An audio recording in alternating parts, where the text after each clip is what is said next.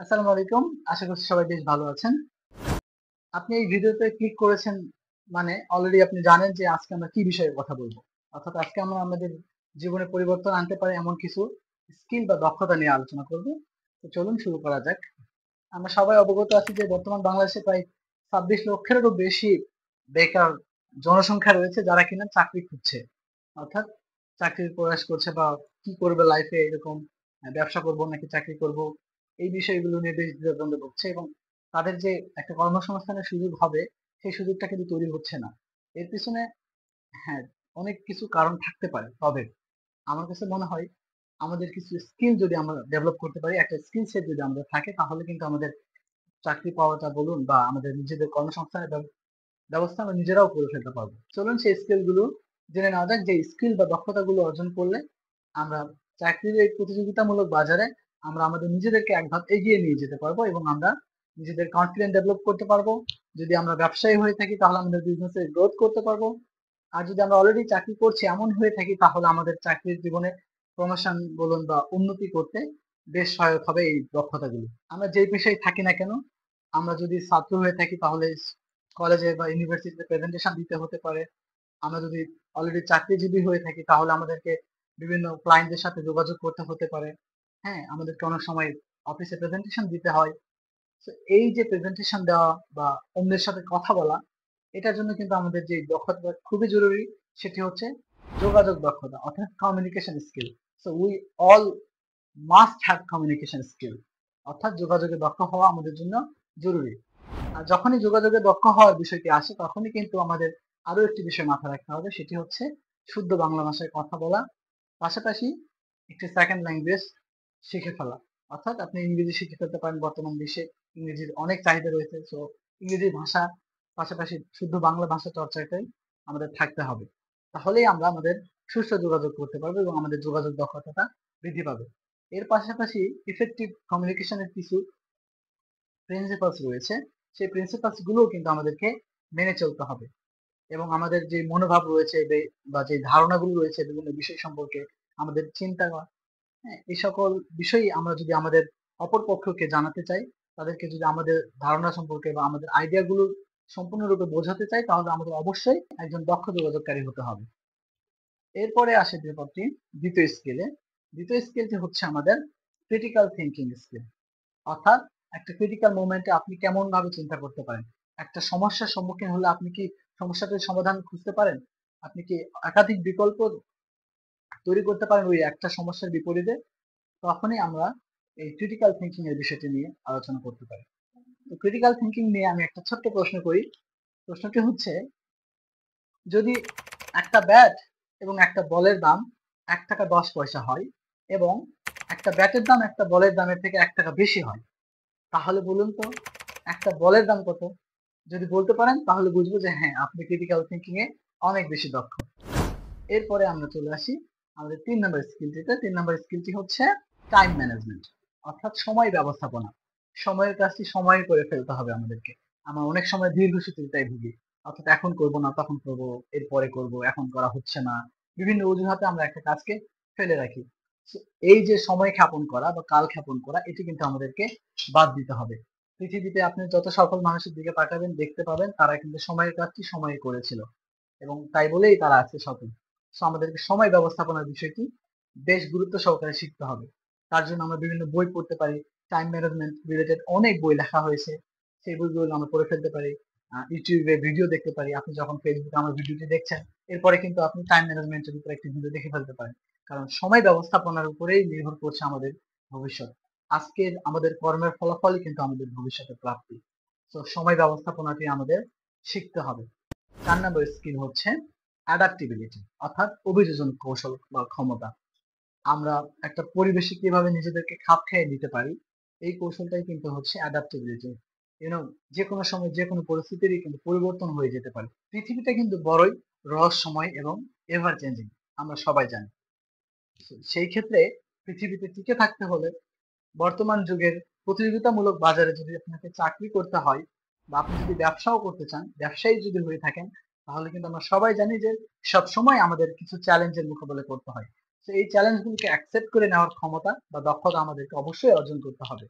এর পাশাপাশি আমাদেরকে আরো একটি বিষয় মাথায় রাখতে হবে।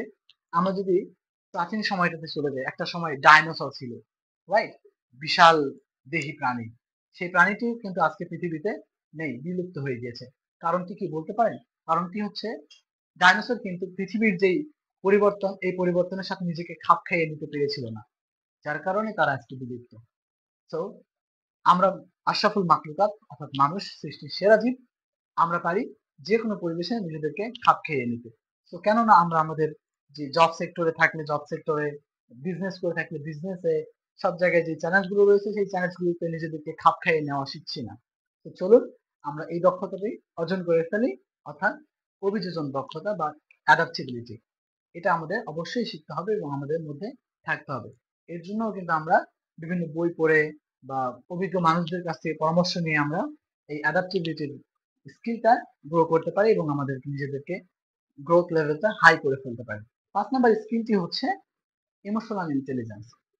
অর্থাৎ আমরা কিন্তু নিজেদেরকে অনেক সময় অতিরঞ্জিত মাত্রায় কখনো হাসিতে একদম অট্ট হাসিতে ফেটে পড়ি, কখনো বা একটু প্রতিকূল পরিবেশ হলেই আপসেট হয়ে পড়ি, দুর্বল হয়ে পড়ি, ভেঙে পড়ি। হয়তো একটা সিদ্ধান্ত নিয়েছি, সামহাউ সিদ্ধান্তটি ভুল হয়েছে। সেই ভুল সিদ্ধান্তের কারণে আমরা অনেক সময় ডিপ্রেশনে পড়ে যাই, স্ট্রেস ফিল করি। তো এইটা থেকে বের হয়ে আসার জন্য আমাদেরকে ইমোশনালি ইন্টেলিজেন্স হইতে হবে। অর্থাৎ আমাদেরকে আমাদের ইমোশন গুলোকে কন্ট্রোল করতে হবে। আমরা কোনো প্রাপ্তিতে অতি বেশি আনন্দিত হব না এবং কোনো বিপদে পড়লে বা কোনো চ্যালেঞ্জ আসলে আমরা ভেঙে পড়বো না। আমরা বরঞ্চ আমাদের অতীতের ভুলগুলো থেকে শিক্ষা নিয়ে নতুন বা ভবিষ্যতের কাজগুলো যেন আরো বেশি সুন্দর করতে পারি, সেই জন্য আমরা চেষ্টা করবো। অ্যান্ড ইমোশনাল ইন্টেলিজেন্স গ্রো করার জন্য কিন্তু আমরা বাজারে অনেক অনেক বই পেয়ে যাবো, যেগুলো কিনা স্পেসিফিকলি ইমোশনাল ইন্টেলিজেন্সের উপরেই লেখা হয়েছে। সেই বইগুলো কিন্তু পড়ে আমরা আমাদের এই ইমোশনাল ইন্টেলিজেন্সের যে স্কিলটা সেটা আমরা ডেভেলপ করে ফেলতে পারি। পাশাপাশি যদি আমরা ব্যবসায়ী হয়ে থাকি, তাহলে কিন্তু আমাদের ব্যবসায়িক গ্রোথের জন্য এই ইমোশনাল ইন্টেলিজেন্স থাকা খুবই জরুরি। কারণ আপনি যদি একটা মানুষের সাথে ইমোশনালি কানেক্টেড হয়ে যেতে পারেন, তাহলেই কিন্তু আপনার বিজনেসের প্রায় 50% মার্কেটিং ডান। তো ইমোশনাল ইন্টেলিজেন্স আমাদেরকে শিখতে হবে এবং এই স্কিলটি আমাদেরকে গ্রো করে ফেলতে হবে। 6 নম্বর স্কিলটি হচ্ছে লিডারশিপ। অর্থাৎ আমাদেরকে লিডার হতে হবে, আমাদেরকে একজন নেতা হতে হবে। বস হলে চলবে না, আমাদেরকে নেতা হতে হবে। অর্থাৎ আমাদেরকে একটি কাজ সামনে থেকে এগিয়ে নিয়ে যেতে হবে। আমি একটা ট্রেনিং এ শিখেছিলাম যে ছোট্ট একটা কাজ তুমি করে দেখাও আজ। তো এই বাকি লাইনটুকু আমার আর মনে পড়ছে না। তো কথাটা হচ্ছিল এরকম যে ছোট্ট কাজ হলেও সেটা আপনি আগে করে দেখান, আপনি আগে পদক্ষেপটি নিয়ে নেন, তারপরে আপনার অনুসারীরা আপনাকে ফলো করে সেই কাজটি সম্পন্ন করবে। লিডার আপনাকে কেন হতে হবে? কারণ হচ্ছে আপনার যে লক্ষ্য রয়েছে, যে উদ্দেশ্য রয়েছে, এটা যদি আপনি সম্মিলিত একটা জনগোষ্ঠী নিয়ে যদি ওই লক্ষ্যটি অর্জন করতে চান, তাহলে কিন্তু অবশ্যই আপনাকে অন্যদেরকে অনুপ্রাণিত করার ক্ষমতা রাখতে হবে। অর্থাৎ আমাদেরকে শিখতে হবে কিভাবে অন্যদেরকে অনুপ্রাণিত করে আমরা সম্মিলিত প্রচেষ্টায় একটি কাজ সম্পন্ন করে ফেলতে পারি। এই স্কিলটি হচ্ছে লিডারশিপ স্কিল। অর্থাৎ আমাদেরকে প্রত্যেককেই লিডার হতে হবে কোনো কাজ যথাযথভাবে সময় মতো সম্পন্ন করতে হবে। আর লিডারশিপের উপরে বাংলাদেশে লিডারশিপ স্কিল গ্রো করার জন্য অনেক কোচিং রয়েছে, যারা অনেক মেন্টরশিপ রয়েছে, যাদের থেকে আমরা মেন্টরিং সহযোগিতা নিয়ে কিভাবে লিডার হওয়া যায় সেটা আমরা শিখে ফেলতে পারি। এর পাশাপাশি আমরা কিন্তু লিডারশিপ রিলেটেড বই পড়ে ফেলতে পারি। একজন লেখকের লিডারশিপ নামেরই একটা বই রয়েছে, তো আপনি সেটাও পড়ে ফেলতে পারেন। 7 নম্বর স্কিলটি হচ্ছে সব থেকে গুরুত্বপূর্ণ স্কিল, যেটি কিনা প্রতিনিয়ত শিখতে থাকার আগ্রহ বা মন মানসিকতা। এই দক্ষতাটা কিন্তু আমাদেরকে অবশ্যই অর্জন করতে হবে। অর্থাৎ আমরা যে পজিশনে থাকি না কেন, আমরা যদি ছাত্র হয়ে থাকি ছাত্র জীবনে, আমরা যদি চাকরি করে থাকি চাকরি জীবনে, এবং আমরা যদি ব্যবসায়ী হয়ে থাকি তাহলে ব্যবসায়িক জীবনেও কিন্তু আমাদের ক্রমাগত শিখতে হবে। অর্থাৎ আমাদের প্রতিনিয়ত শিখতে হবে। Continuously we have to learn something new. Life is a journey of growth and discovery.